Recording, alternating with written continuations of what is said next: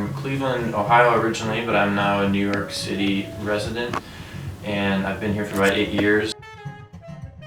I'm a full-time professional musician playing in the city and having a great time doing it so far.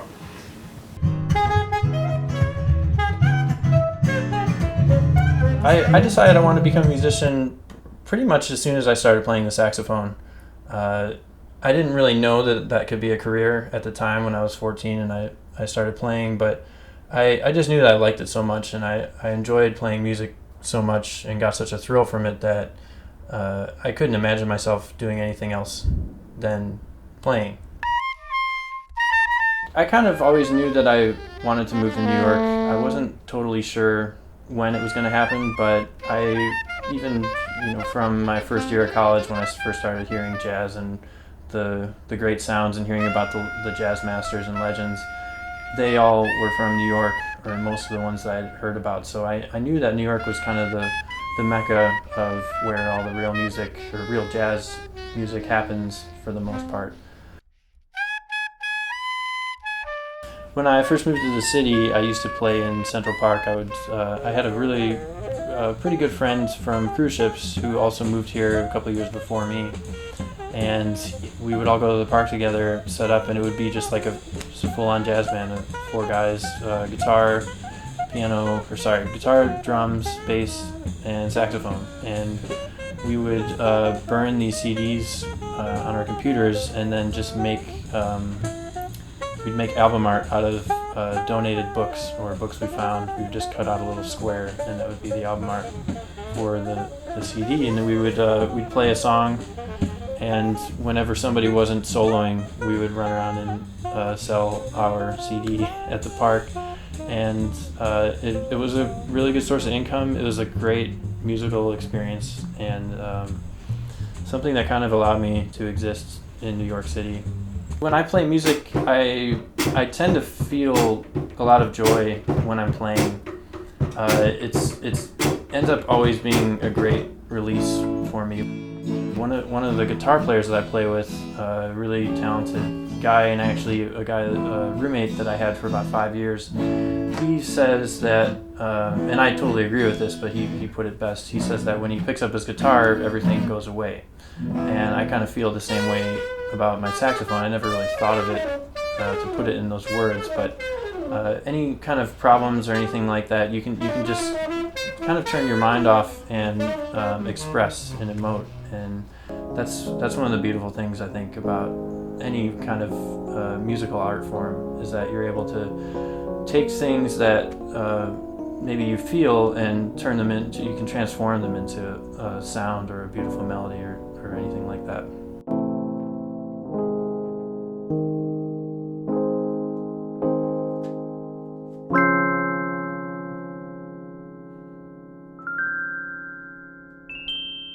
I didn't always play jazz.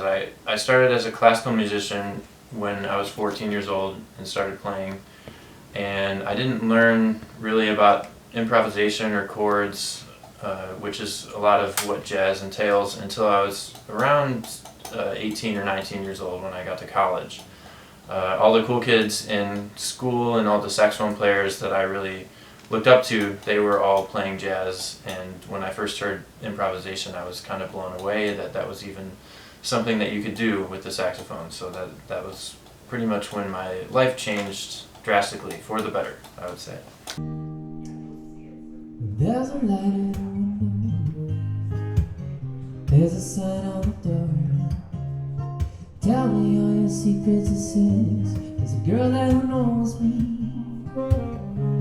In fact, there are 2, and the names are Sarah. Tell me what can be life not reflected in your eyes. Well, Sarah, is caring, never looking for an angle or a prize. At times I get the feeling I'm a little more than head over heels. It's like I'm falling and I couldn't even care less. I've been careless in the ways of love before. I can never care more than I care for Sarah. Not reflected in your eyes. Sarah, I can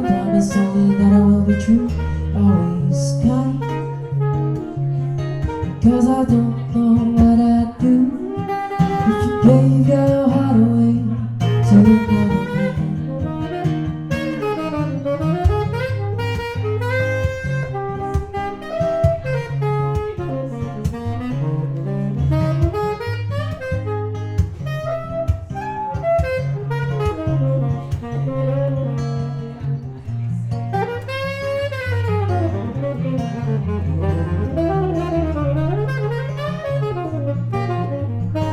Type of jazz to play, I would say, is bebop, or what is considered straight ahead jazz, and that's when a lot of times it's in a swing feel. It doesn't have to be necessarily, but most of it is in that time feel, and a lot of it was recorded and performed around the 40s and the 50s. If you look up jazz from the 40s or the 50s, a lot of it is going to be bebop or swing era, and the style that I really like to play. One of the greatest experiences I had was getting to play at the Hollywood Bowl in 2015 over the summer. We were on a tour with Tony Bennett and Lady Gaga.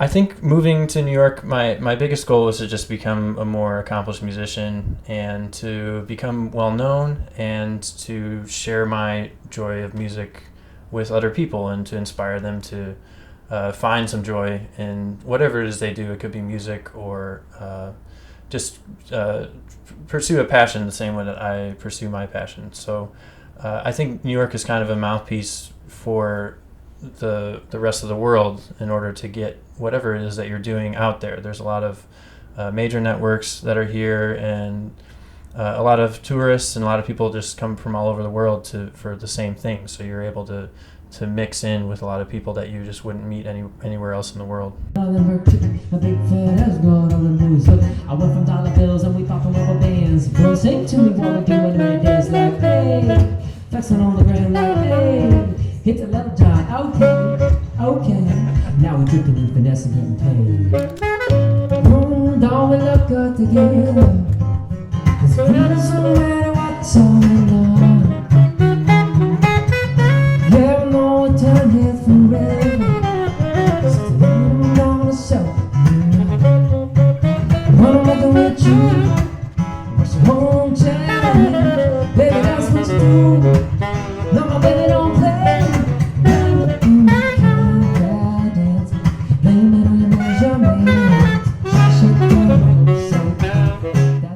The melody of Eternal Triangle goes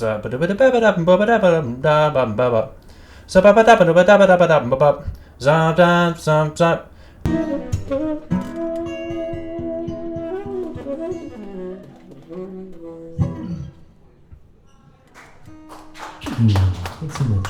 Steve Kortyka on the saxophone.